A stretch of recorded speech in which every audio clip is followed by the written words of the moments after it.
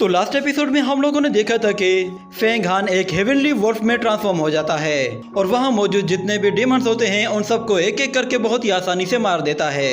जिसके बाद उसे एक म्यूजिकल इंस्ट्रूमेंट की आवाज सुनाई देती है जो कि जोई के म्यूजिकल इंस्ट्रूमेंट की आवाज होती है। जोई को चारों तरफ से डीमंस ने घेर रखा होता है और वो खुद को बचाने के लिए अपने म्यूजिकल इंस्ट्रूमेंट का इस्तेमाल कर रही होती है। इतने में एक बहुत ही पावरफुल डीमन उस पर हमला करता है जिसके सामने वो काफी कमजोर पड़ जाती है और वो डीमन जैसे उसकी तरफ आ रहा होता है तो इतने में फेंग हान वहाँ पे पहुंच जाता है। फेंग हान के हेवनली वुल्फ को देखकर जोई समझ जाती है कि ये जरूर फेंग हान होगा और फेंग हान जैसे ही उन डीमंस को मारने के लिए जाता है तो वो उनके फ्यूम में फंस जाता है और वो डीमन उसे वापस नीचे फेंक देते हैं। तो फेंग हान वापस से अपने असली रूप में आ जाता है और जोई उसे देखते ही कहती है कि फाइनली तुम हमें बचाने के लिए आ ही गए। वो भागते हुए जाती है और उससे लिपट जाती है। तो फेंग हान उससे कहता है कि मैं तो तुम्हारे उस म्यूजिकल इंस्ट्रूमेंट की आवाज सुनकर यहाँ पर पहुंचा हूँ। तो किंगुई ये देखकर कहती है कि ये कोई टाइम इस तरह आपस में फ्लर्ट करने का नहीं है।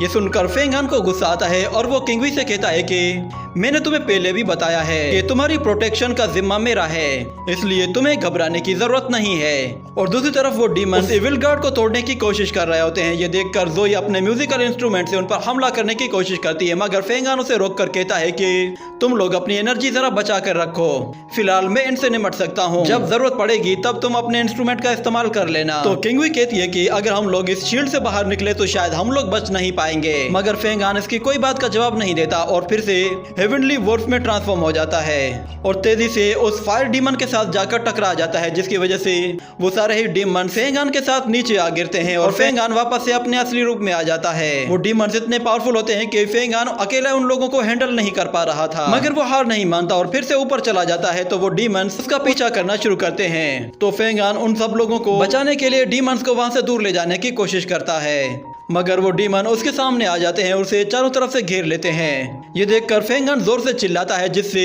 एक डीमन बेहोश होकर नीचे गिर पड़ता है।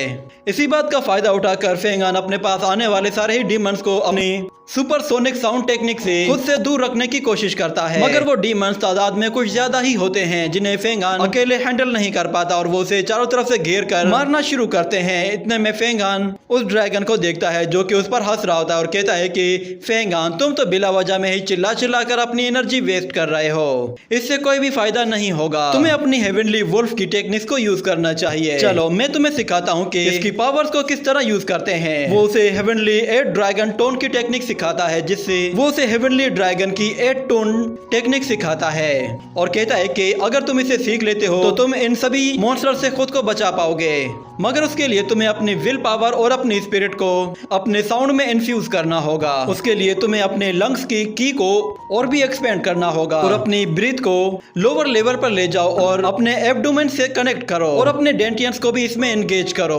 जिसके बाद तुम्हें अपनी स्पाइन्स को एक्टिवेट करके अपने स्पिरिट पर फोकस करना होगा जिसके बाद से तुम अपनी धाड़ को ड्रैगन टोन में कन्वर्ट कर दोगे। तो फेंग हान उस ड्रैगन के साथ साथ प्रैक्टिस करते हुए उस टेक्निक को अचीव कर लेता है और जैसे ही अपने मुंह से साउंड निकालता है तो वो साउंड बहुत ही ज्यादा पावरफुल होता है।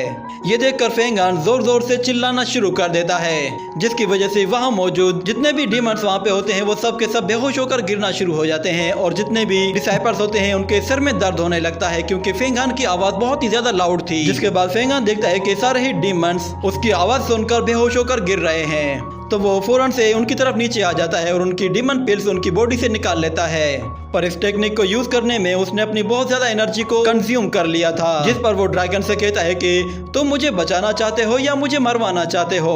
ये सुनकर वो ड्रैगन हंसते हुए कहता है कि मैं भला तुम्हें चोट कैसे पहुंचा सकता हूँ, तुम्हारी बॉडी में तो वो गोल्डन एलेक्सियर भी है और उसके होते हुए मैं तुम्हारा कुछ भी नहीं बिगाड़ सकता। तुमने 8 ड्रैगन टोन को तो सीख लिया है मगर तुम्हें अब भी और भी बहुत कुछ सीखने की जरूरत है। अगर एक मर्तबा तुम इस टेक्निक को मास्टर कर लेते हो तो तुम इस टेक्निक की मदद से 100 कदम के रेडियस में मौजूद जितने भी डीमंस हैं उन सबको एक ही झटके में हरा सकते हो। इतने में वो फेंग हान से कहता है कि जल्दी करो, तुम्हारे पीछे एक डीमन अभी भी जिंदा है, उसमें थोड़ी सी स्ट्रेंथ बाकी है, उसकी डीमन पिल बाकी डीमन पिल से ज्यादा स्ट्रॉन्ग लग रही है। तो फेंग हान उसे देखते ही अपनी सोड निकाल लेता है और तेजी से जाकर वो सोड उसकी बॉडी में घुसा देता है जिससे वो वहीं खत्म हो जाता है। मगर फेंग हान की बॉडी में अब जरा भी ताकत नहीं बची थी। जिसके बाद वो जैसे तैसे खड़ा होकर जोई की तरफ जाता है जहां हम देखते हैं कि जोई रिकवर कर चुकी होती है और वो फेंग हान को देखकर उसके पास आ जाती है। तो तो फेंगान कहता है कि मुझे वहां तक लेकर चलो, मुझे थोड़ी देर रेस्ट करना है। तो वो फेंगान को लेकर जा रही होती है। इतने में किंग भी उसके पास आकर कहती है कि फेंगान, तुमने ये जानबूझकर किया, तुम जानते भी हो कि तुम्हारी आवाज से तो हमारे कान के पर्दे फटने वाले थे। वो उस पर गुस्सा करके चिल्लाना शुरू करती है, मगर जोई उसके सामने आ जाती है और उससे कहती है कि एक तो फेंगान ने तुम लोगों की जान बचाई है और ऊपर से तुम इसे ही बातें सुना रहे हो। ये सुनकर किंग भी वहां से चली जाती है, जिस पर वो यंग प्रिंस कहता है कि तुम दोनों जरा इससे आराम से बात किया करो। वो किंग भी के पीछे जाता है और उससे कहता है कि सब कुछ भूल जाओ, जरा ये सोचो कि हम लोग अब भी जिंदा हैं और तुम तो एक अच्छी फैमिली से हो, तो तुम्हें इस मामूली से डिसाइपल के साथ नहीं उलझना चाहिए।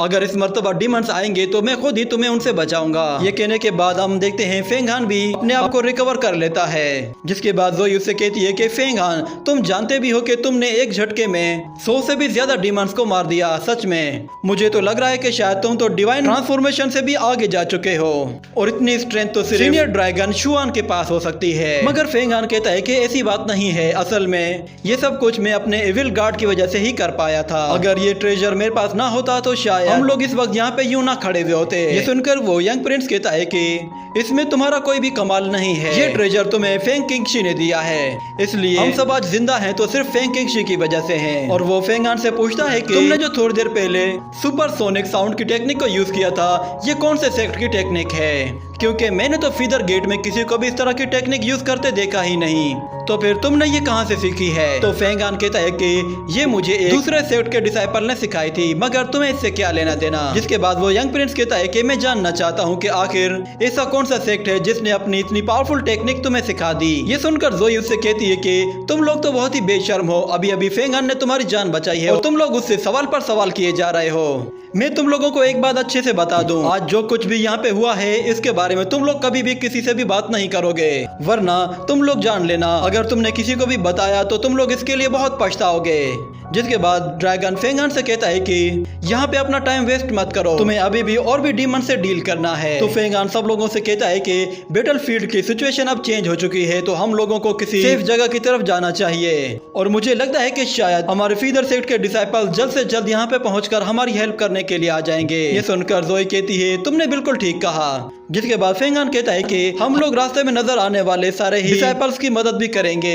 ये कहने के साथ वो लोग तेजी से उड़ते हुए वहां से चले जाते हैं और दूसरी तरफ हम लोग उस डीमन किंग को देखते हैं। वो अपने इतने सारे डीमंस के मरने पर बहुत ज्यादा गुस्सा होता है, मगर इतने में उसे फेंगान नजर आता है तो वो फौरन से फेंगान का पीछा करता है और उसके सारे डीमंस भी उसके साथ उसके पीछे चले जाते हैं और तेजी से वो डीमन उन लोगों के बिल्कुल करीब पहुंच जाता है। जिसके बाद वो उसकी तरफ देखते हैं तो वो लोग काफी ज्यादा घबरा जाते हैं, क्योंकि वो डीमन किंग बहुत ही ज्यादा पावरफुल होता है। और जोई कहती है कि मुझे सिस्टर जियलान ने इसके बारे में बताया था। वो फेंग किंगवी के बिल्कुल पास आ जाता है तो फेंग किंगवी उसे अपने आप से दूर हटा देती है। जिसके बाद वो दूसरी तरफ से जोई के पास पहुंचता है तो जोई अपने इंस्ट्रूमेंट से उस पर हमला करती है, जिसे वो बहुत ही आसानी से रोक लेता है और फेंगान के पास चला जाता है और उससे कहता है कि मैं तुम्हें इतनी आसानी से नहीं मारूंगा। ये सुनकर वो यंग मास्टर कहता है फेंगान, मुझे लगता है कि शायद इसे तुम्हारा ट्रेजर चाहिए। वो उन लोगों को अपनी बातों में फंसाने की कोशिश करता है, जिस पर जोई कहती है कि तुम लोग इसकी बातों में मत आना, ये जानबूझकर हमें डिस्ट्रैक्ट करना चाहता है ताकि हम लोग इस बैरियर से बाहर निकल जाएं। पर जब तक हम इस बैरियर के अंदर हैं ये हमारा कुछ नहीं बिगाड़ सकता। ये कहने के साथ ही ये एपिसोड यहीं पे ही खत्म हो जाता है।